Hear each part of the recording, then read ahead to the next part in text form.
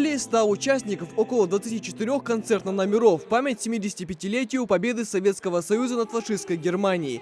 Их цель – погрузить зрителей в историю тех дней, подарить праздничное настроение и дать патриотическое воспитание детям.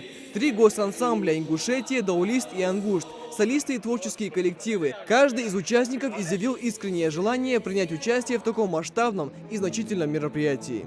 С удовольствием отозвался на просьбу выступить на этом мероприятии.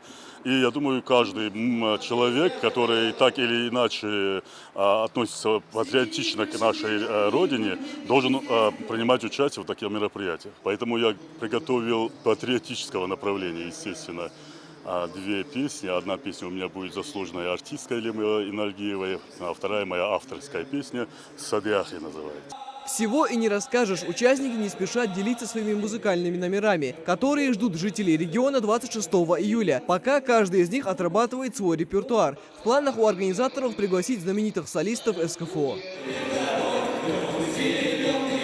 Концерт должен пройти на площади Алания возле башни Согласия, где любой желающий сможет насладиться творчеством наших артистов. На территории заработает детский аттракцион, установят палатки с закусками и напитками. Организаторы продумали концерт до мелочей. Время карантина дало им возможность создать насыщенный и интересный сценарий.